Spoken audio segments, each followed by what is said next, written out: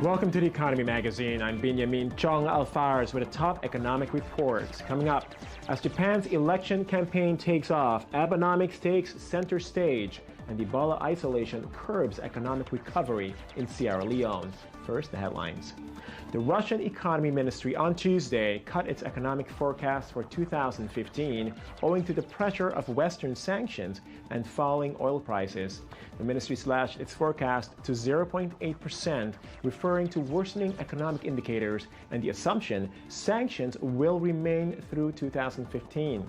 The economy may completely flatline in the fourth quarter of 2014, which could push Russia into recession by the end of the first quarter next year. Inflation has accelerated over the ruble's falling value and is set to be at 9% by the end of 2014. U.S. Secretary of State John Kerry met with NATO allies and EU officials on Tuesday, suggesting new sanctions on Russia if pro-Moscow separatists in Ukraine do not halt violence. But over time, sanctions have an ability to work. And if you look at what is happening in Russia today, I think there was an announcement today in the newspapers that Russia has declared formally it will be in recession next year. Eastern European nations reacted with shock and anger as Russia abandoned South Stream, its $50 billion gas pipeline across the Black Sea into Europe. Several countries in southeastern Europe saw the project as a way to improve their energy security with substantial financial and political capital invested. But the European Commission argued that the idea of Gazprom both providing the gas and owning the South Stream pipeline violated EU competition rules. Following cancellation of the project, Russia said it would export its gas to a trade hub in Turkey instead. Security and solidarity are the main components of EU energy union, and in this respect, any diversification of supplies as well as more assertive EU energy diplomacy will present a clear priority. French economy ministers got a limited vote of support from their German counterparts to support a multi-billion euro investment plan. France, which is eager for more stimulus spending, petitioned Germany to increase investment through the plan unveiled by the European Commission last week. The two German ministers voiced support, suggesting joint Franco-German projects, but made no financial pledges. German Finance Minister Wolfgang Schäuble stressed that the eagerly awaited scheme was not due to be funded by contributions from member states.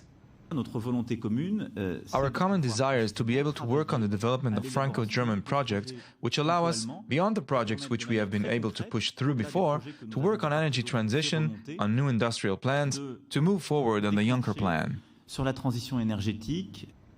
Corruption is feared to be worsening in China, Turkey, and other fast-growing economies, an anti-graft watchdog warned on Wednesday. Transparency International released its annual Corruption Perceptions Index with low rankings for the major emerging economies known collectively as the BRICS. The organization highlighted the role multinational banks and financial centers play in allowing dodgy elites of some developing countries to launder their money. In January, leaked documents revealed 22,000 offshore clients from China and Hong Kong, including many of the country's leaders. It said the EU and US should, like Denmark, create public registers for all companies legally based in their countries, listing all beneficial ownership information. Major economies are responsible for the export of bribery. But what we've watched as a trend since the financial crisis is the way to which no amount of money laundering through the financial centers has really stopped. Japanese Prime Minister Shinzo Abe said foreigners' confidence in Abenomics remains solid despite Moody's cutting the country's debt rating. But as official campaigning ahead of a December 14 election kicked off in Japan on Tuesday, Japan's voters will ultimately decide whether to support Abenomics or not. Daniel Roth brings us the story. On Monday, Moody's lowered the rating on Japan's sovereign debt from A1 to AA3. The rating agency says it's more and more concerned about the ability of the third biggest economy in the world to reduce its public debt. The economic crisis of 2008 and the Fukushima disaster in 2011 have both struck major blows. But to boost growth and balance the government budget, the Prime Minister is planning to stay the course on his economic policy. Everything is going as we planned it, but we know that many Japanese, especially from small and medium businesses, can yet feel the benefits of our policies. But to all these people, we guarantee you that we will keep pushing forward with our policies and support you in many ways. The policy, nicknamed Abenomics, is a three-tiered program that combines fiscal stimulus, loose monetary policy, and liberalization of labor regulations in order to revitalize the labor market. But so far, revitalization seems a far way off, as consumption declines and deflation continues amid a third-quarter recession. Real salaries have been going down for 15 consecutive months. Before that, under Taro Aso, they've been going down for 19 months straight. We can conclude that if Abenomics go on, real salary will keep dropping. So answer me, please. When are the real salaries actually going to rise? In response, Prime Minister Abe postponed a second sales tax increase, originally scheduled for October 2015. The tax is now slated to take effect in April 2017 because the previous sales tax increase, which took place this April, is seen as a major reason for the consumption decline. The Prime Minister has also called early elections set for December 14th, which are being presented as a referendum on Abe's economic policies.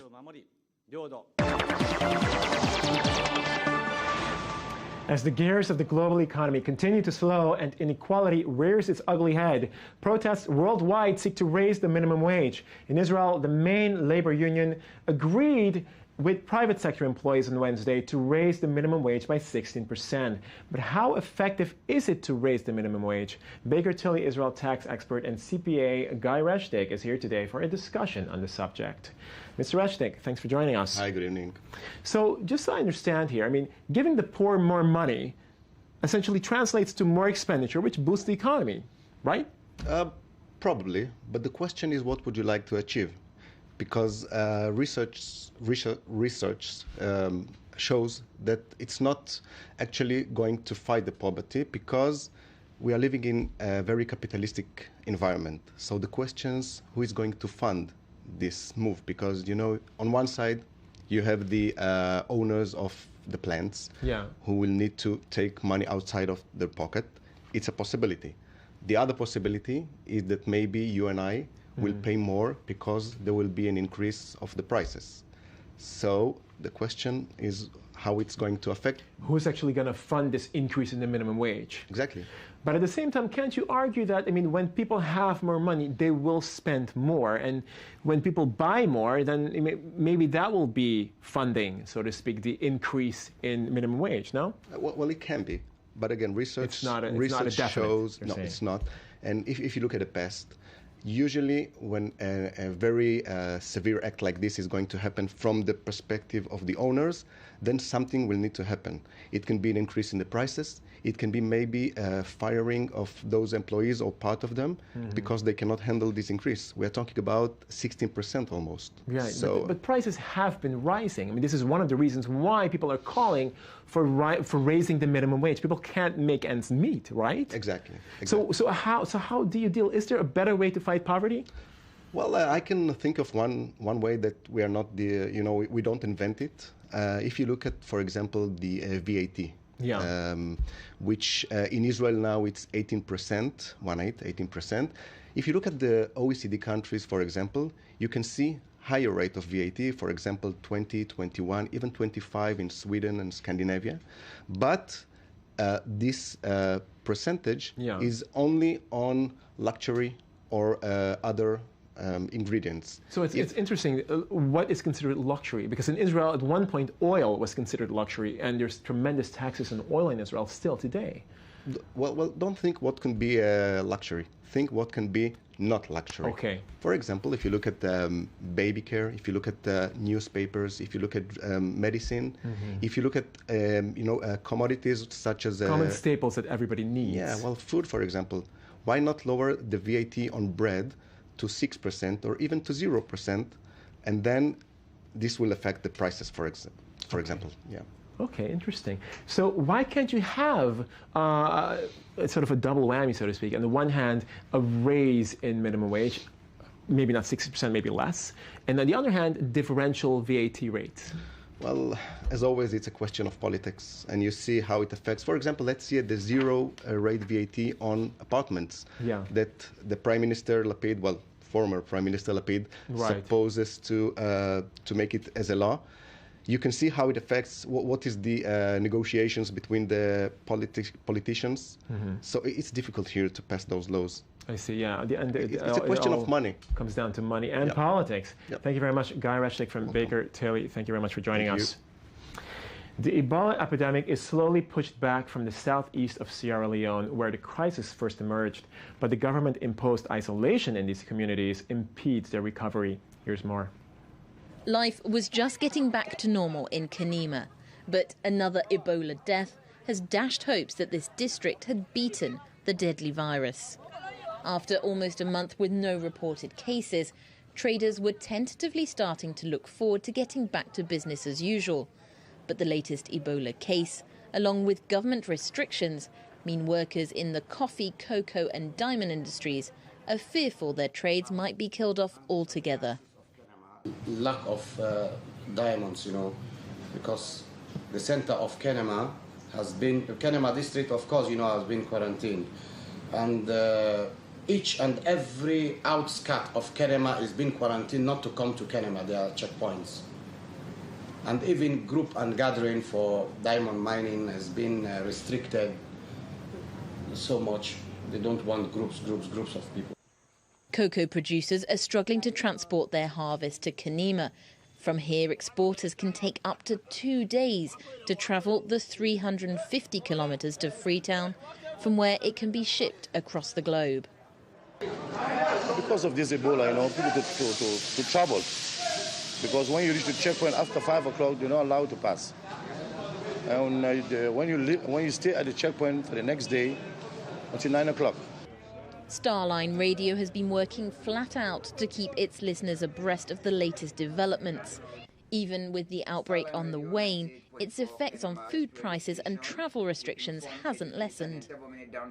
We have different prices. We don't have price control for now. We don't have any stagnant price. Today it's €5. Tomorrow is €15. Things change, winkle of an eye, because of no price control, no checks and balances. Like when the government pronounced the 3 days lockdown from the 17th to the 21st, the whole country. From the 16th, things you used to buy 2,000 leons, €2, it goes up to €10. Although the presence of the Ebola virus itself may be lessening here in Kenema, its impact on possible food shortages and soaring prices is all too apparent.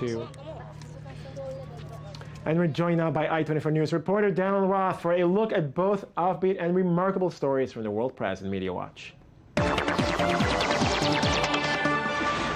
Daniel, thanks for joining us. How's it going?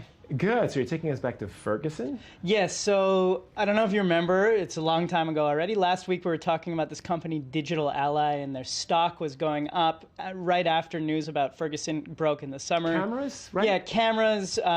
Essentially cameras that people thought, this is a good idea. Let's put cameras on cops. Cops keep shooting people, unarmed people, mysterious circumstances. Let's have cameras on them. And so this has been a debate, at least for the last few months, but it's really been a debate for many years. Now, President Obama has just announced an executive order. $263 million is being put into two things. One is $75 million for cameras on about 50,000 police officers.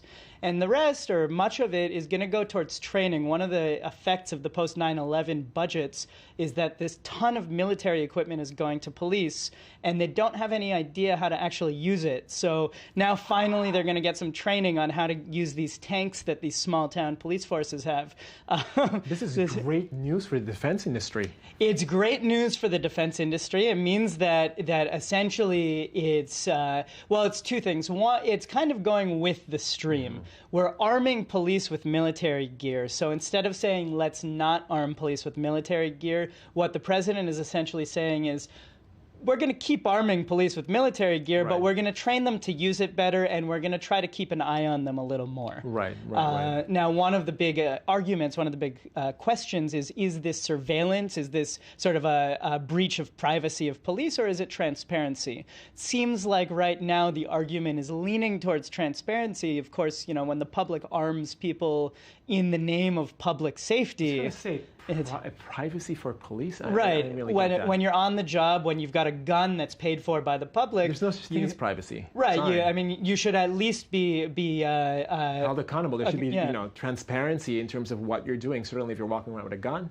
Absolutely, and it's clear in the United States, at minimum, it's very, very needed.